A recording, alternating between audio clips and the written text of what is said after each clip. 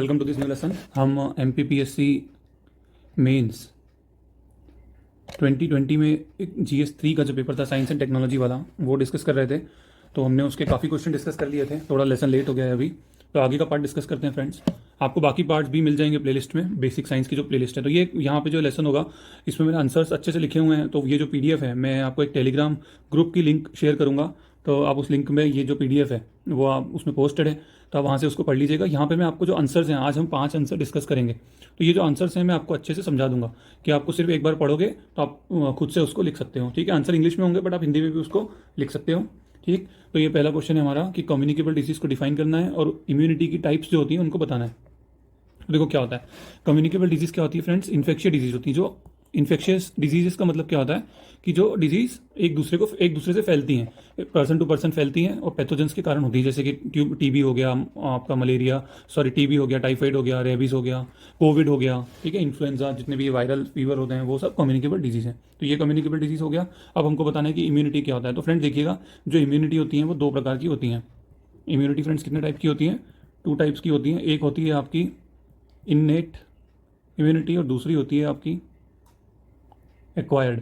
अब ये इननेट क्या होती है, देखो अगर मान के चलो आपकी बॉडी में क्या है, आपकी बॉडी में जैसे ये स्किन है, नेल्स हैं, ठीक है, फिर आपकी बॉडी में जो अंदर डाइजेस्टिव सिस्टम है, इंटेस्टाइन है, वहाँ पे HCl निकलता है कि नहीं निकलता। तो ये सब चीज़ें क्या करती हैं, ये सब चीज़ें आने वाले जो पैथोजेंस होते हैं, जो बीमारियाँ होती हैं, उसको आने एक लेवल पे यही रोक लेती हैं। ठीक है, हमारे अंदर WBCs होती हैं। तो ये जब हम पैदा होते हैं तब से ही हमारे अंदर होती है, स्किन होता है, नेल्स होता है, हम जो खाना खाते हैं तो इंटेस्टाइन में से जो HCl निकलता है वो भी कीटाणुओं को मारता है। तो ये सब हम तब होती हैं जब हम पैदा होते हैं, तब से ही होती है। ऐसा नहीं होता कि हमारी जो एक लाइफ जर्नी है उसमें हमने एक्वायर की।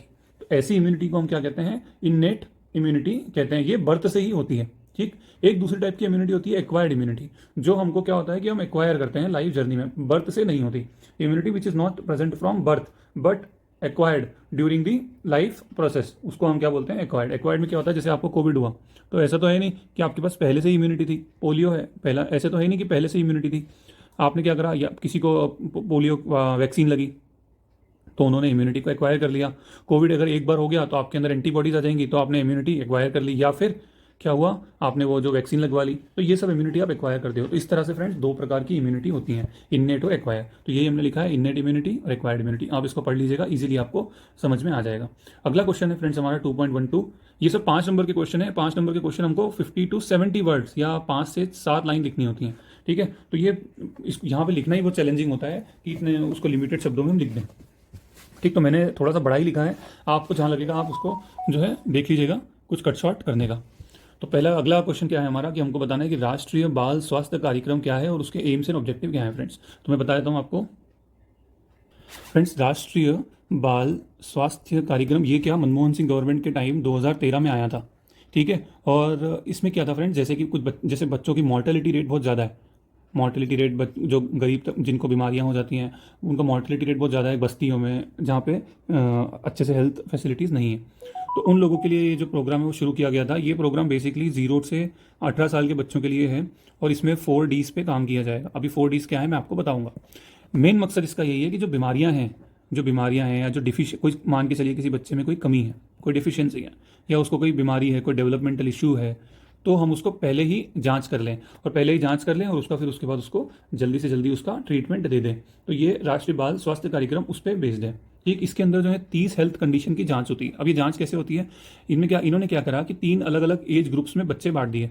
ठीक है, उसके बाद क्या करा कि हर एज ग्रुप, जैसे एक एज ग्रुप की जिम्मेदारी आंगनवाड़ी कार्यकर्ता को दे दी, एक एज ग्रुप की जिम्मेदारी किसको दे दी, जो सिविल हॉस्पिटल है, गवर्नमेंट हॉस्पिटल, उनको दे दी। एक एज ग्रुप की जो जिम्मेदारी है वो स्कूल वालों को दे दी।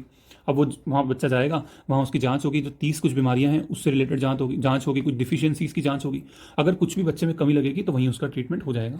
ठीक, ये है आपका राष्ट्रीय बाल स्वास्थ्य कार्यक्रम। इसका आंसर देखो आपको किस तरह से लिखना है। फरवरी 2013 मनमोहन सिंह गवर्नमेंट के टाइम शुरू हुआ। यहाँ पे आप जो है इस वर्ड को आप काट भी सकते हो, सेव हो जाएगा आपका वर्ड। ठीक है, और एम्स एंड ऑब्जेक्टिव पूछे थे तो मैंने साथ में ही लिखे हैं, इसके अलावा आप अलग अलग लिख नहीं सकते हो। तो क्या है, अर्ली डिटेक्शन होना चाहिए, ठीक है, जिससे कि मॉर्टेलिटी रेट कम हो जाए। फिर 0 से 18 साल के बच्चों की स्क्रीनिंग, 4 Ds पे काम करेंगे, ये मेन है। ये क्या है, देखो ये लिखना ही लिखना है आपको, defect at birth, diseases, deficiency and development delays. तो बर्थ के समय ही कुछ डिफेक्ट है, कोई जेनेटिक डिसऑर्डर है वो जांच हो जाए, कोई डिजीज़ है उसको हो गई डायरिया या कुछ इस तरह से जिससे बहुत ज़्यादा बच्चे मरते हैं, कोई कमी है, आयरन की कमी है, एनीमिया है, इस तरह से कोई कमी है, तो कुछ डेवलपमेंटल डिलेज हो रहे हैं, उसको वो स्टंटिंग वेस्टिंग हम पढ़ते हैं, स्टंटिंग पढ़ते हैं, वेस्टिंग पढ़ते हैं, हाइट कम हो गई, इस तरह से वो।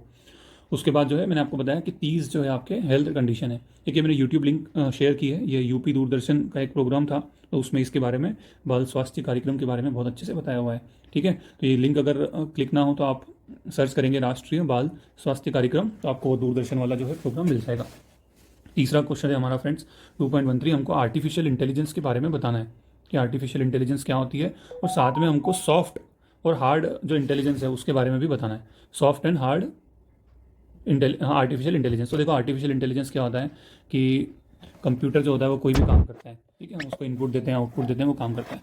तो आर्टिफिशियल इंटेलिजेंस में क्या होता है कि जो मशीन होती है उसके पास फ्रेंड्स एक एबिलिटी होती है काम करने की, और वो जो एबिलिटी होती है वो कैसी होती है, एक तरह से जिसमें कि ह्यूमन इंटेलिजेंस जैसा लगता है कि उसके पास क्या है, ह्यूमन इंटेलिजेंस है। ठीक है, और वो एबिलिटी, ये ह्यूमन इंटेलिजेंस वाले जो काम है वो कैसे करती है, तो इसमें क्या होता है फ्रेंड्स, स्पेसिफिकली डिजाइंड अल्गोरिदम होते हैं, मैं लिख देता हूं, स्पेसिफिकली डिजाइंड अल्गोरिदम्स। अब अल्गोरिदम्स क्या बला है, तो अल्गोरिदम्स में क्या होता है, जैसे ये ब्रेन होता है, जैसे मैं आपको बताता हूँ, जैसे ये ब्रेन है आपकी, मान के चलो कोई आपको प्रॉब्लम है, तो क्या उसका सोल्यूशन है या उसका सोल्यूशन नहीं है, ठीक है, तो कोई प्रॉब्लम है उसका सोल्यूशन है, यस, तो अप्लाई करो और क्या रह जाओ, खुश हो जाओ, हैप्पी। क्या उसका सोल्यूशन नहीं है तो नहीं है, तो फिर नहीं है तो हम कुछ कर तो सकते नहीं है, लीव इट और हैप्पी।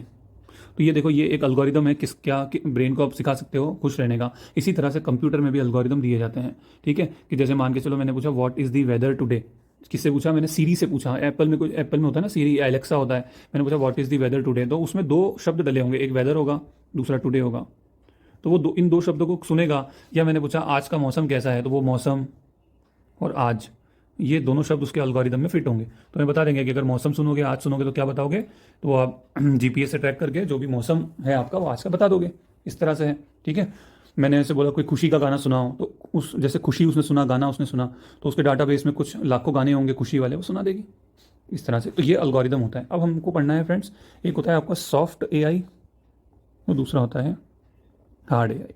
ये दो टाइप्स हैं। सॉफ्ट एआई क्या होता है, ये बेसिकली एक इनपुट आउटपुट सिस्टम जैसा ही होता है, इनपुट आउटपुट सिस्टम, ये बड़ा सिंपल सा एआई है, वीक एआई भी बोलते हैं इसको बहुत से लोग, कभी क्वेश्चन चेंज हो जाए तो ध्यान रखिएगा। इसमें क्या होता है, जैसे कि ये सीरी है, मैंने इसको सीरी को बोला what is the weather today, तो इसने वो डाटा फिट था, तो ये उसने वो एल्गोरिदम यूज़ किया और बता दिया। इस तरह से सॉफ्ट एआई काम करता है। हार्ड एआई में क्या होता है, ये जो है लर्न करता है, ये लर्न करता है, ये लर्न नहीं करता।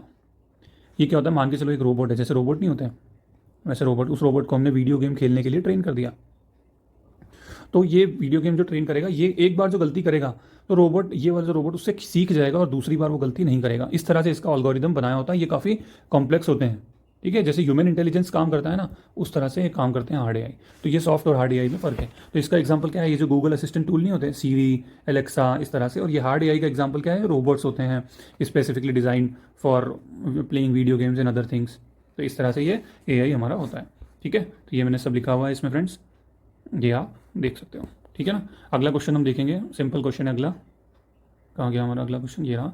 हमको बताना है friend, national remote sensing centre है जो हैदराबाद का, उसकी वर्क और रिस्पॉन्सिबिलिटी बतानी है। तो पहले आप ये समझ लो कि नेशनल रिमोट सेंसिंग सेंटर है, ये कहाँ पे है फ्रेंड्स, हैदराबाद में है। और ये किसके अंडर काम करता है, ये इसरो के अंडर काम करता है। अभी रिमोट सेंसिंग सेंटर क्या करता है फ्रेंड्स, जो भी जो रिमोट सेंसिंग सेटेलाइट्स हैं, आप कमेंट्स में बताइएगा कुछ रिमोट सेंसिंग सेटेलाइट्स के नाम।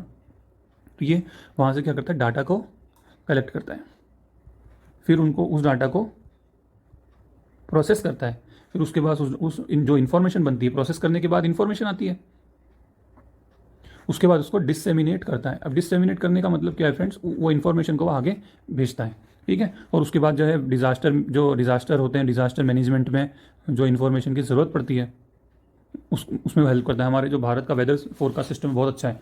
कितने ही आप न्यूज़ पढ़ते हैं कि ओडिशा में या कहीं पे भी जो आपकी ये जो जैसे भारत है आपका, ये वाली जो ईस्टर्न कोस्ट है, यहाँ कितने तूफान आते हैं बे ऑफ बंगाल की साइड से, पर वेदर फोरकास्ट सिस्टम इतना है कि इतनी जो है हानि नहीं होती है। हमको लगता है कि हानि बहुत हुई, बट फिर भी जो वेदर फोरकास्ट सिस्टम है उसको इतना कंट्रोल कर लेते हैं कि जो डिजास्टर होता है वो बहुत कम हो जाता है, अदरवाइज बहुत ज़्यादा डिजास्टर हो सकता है।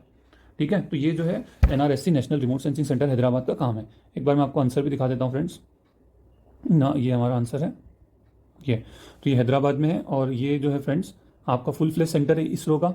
और इसके पास जो क्या क्या है, तो रिमोट सेंसिंग सैटेलाइट डाटा को एक्विजिशन और प्रोसेसिंग अलग अलग करके लिख सकते हो आप। एक्विजिशन मतलब एक्वायर करना और प्रोसेस करना, तो इसको सेकंड पॉइंट बना देना। फिर डाटा डिसेमिनेट करना विद रीजनल सेंटर्स। फिर उसके बाद एरियल रिमोट सेंसिंग करता है और डिजास्टर मैनेजमेंट के लिए कोई डिसीजन सपोर्ट देता है। डिसीजन कैसे लिए जाते हैं, डाटा से लिए जाते हैं, तो ये डिसीजन लेने में मदद करता है। उसके बाद ध्यान रखना, एक लाइन और लिख देना कि शाद नगर करके जगह है हैदराबाद में, वहाँ पे इसका एक डाटा रिसेप्शन सेंटर है। ठीक है, तो ये वहाँ से जो है डाटा कलेक्ट करता है, इससे इंडियन रिमोट सेंसिंग सैटेलाइट और दूसरी जो सैटेलाइट्स हैं तो वो इसको डाटा देती हैं। ठीक है, अगला क्वेश्चन है हमारा सोलर सेल और उसकी वर्किंग। तो ध्यान रखना, एक शब्द बता देता हूँ आपको कि सोलर सेल जो है वो एक तरह का क्या है, फोटो वोल्टिक सेल। इसमें क्या होता है फ्रेंड, इस तरह से सेल्स होते हैं, ये ना सेल्स हैं, तो ऐसे बहुत सारे सेल लगे होते हैं। ये किस में लगे होते हैं फ्रेंड्स, ये सीरीज में लगे होते हैं। ठीक है, सीरीज में ये जितने सारे सेल्स लग गए तो ये क्या बना लिया, सोलर सेल पैनल बन गया। ऐसे ही हम काफ़ी ज़्यादा पैनल्स को हम क्या कर सकते हैं, सीरीज में कनेक्ट कर सकते हैं। ठीक है, तो ये हो गया। अब ये क्या होता है कि यहाँ पे पड़ती है सनलाइट, ये जो है ना, ये यहाँ पे पड़ेगी क्या फ्रेंड्स, सनलाइट। सनलाइट के अंदर क्या होता है, सनलाइट के अंदर होता है फोटोन, और ये फोटोन जो होता है इसको हम ऐसे, चलो मैं डिटेल में नहीं जाता। सनलाइट के अंदर होते हैं फोटोन। फोटोन का मतलब जैसे ये लाइट है ना फ्रेंड्स, इस लाइट, ये ऐसा एक लाइट नहीं है, इसके अंदर बहुत सारे पार्टिकल्स हैं। तो ये पार्टिकल आके किससे टकराएंगे, सोलर सेल पैनल से टकराएंगे। ये सनलाइट हो गई हमारी, ये हमारे सोलर सेल पैनल्स हैं, यहाँ से आके टकराएगी। और जब टकराएगी तो क्या होगा, इसके अंदर से फिर इलेक्ट्रॉन्स निकलेंगे, और इलेक्ट्रॉन्स निकलेंगे तो वो मूव करेंगे। तो यहाँ पे जो सिल्वर की वायर लगी होती है, मैं इसको एक बार अच्छे से हम डायग्राम बना लेते हैं। This is your solar cell panel. ठीक है, ये हो गया। उसके बाद क्या होती है, यहाँ पे ऐसे सिल्वर वायर्स होती हैं, ऊपर भी और नीचे भी, ये वाली नीचे, ये वाली ऊपर। ये हमारा सोलर सेल पैनल है। ये कौन से मटेरियल से बना है फ्रेंड्स, ये बना है सिलिकॉन मटेरियल से। और ये सिलिकॉन मटेरियल क्या होता है फ्रेंड्स, सेमी कंडक्टर होता है।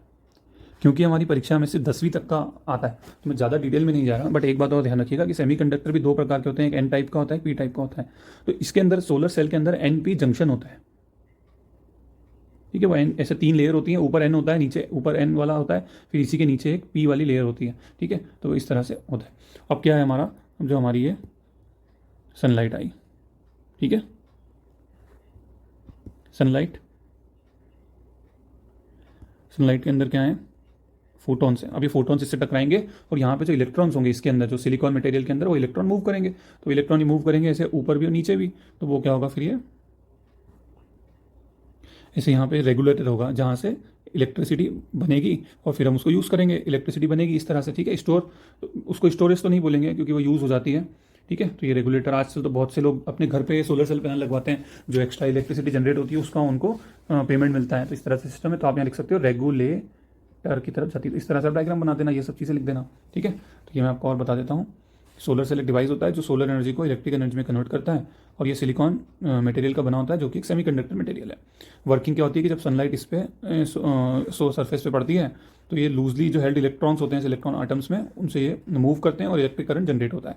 ठीक है, और जो सिल्वर वायर के थ्रू ऊपर नीचे, सोलर सेल के ऊपर और नीचे जो सिल्वर वायर्स होती हैं उनके थ्रू ये मूव करते हैं इलेक्ट्रॉन, करंट फ्लो करता है। Movement of electron is called current. Solar cells जो है, एक सोलर सेल ये 0.5 से 1 वोल्ट जो है वो जनरेट करता है। तो ये तो बहुत कम है, और ये जब कनेक्शन हो जाता है सीरीज में, लंबे पैनल्स लग जाते हैं, तो फिर ये ज़्यादा अमाउंट में हमको इलेक्ट्रिसिटी मिलती है। तो ये हमारे फ्रेंड्स 5 क्वेश्चन हमने और कर लिए, 5 और कर लेंगे कल, तो हमारे 2.20 तक खत्म हो जाएगा। फिर हमारे लॉन्ग आंसर रहेंगे जो 11 नंबर के हैं, वो हम कर लेंगे खत्म उसको। ठीक है, तो ये हमारा पूरा पेपर खत्म हो जाएगा। प्लीज़ फ्रेंड्स कमेंट्स करें, और जो भी आपका फीडबैक है वो दें, इससे हमें सपोर्ट मिलता है। आई एम सॉरी कि वीडियो डिले हो गई, बट आप भी सपोर्ट करें जिससे कि वीडियो डिले ना हो, हमको मोटिवेशन मिले। Okay, thank you so much.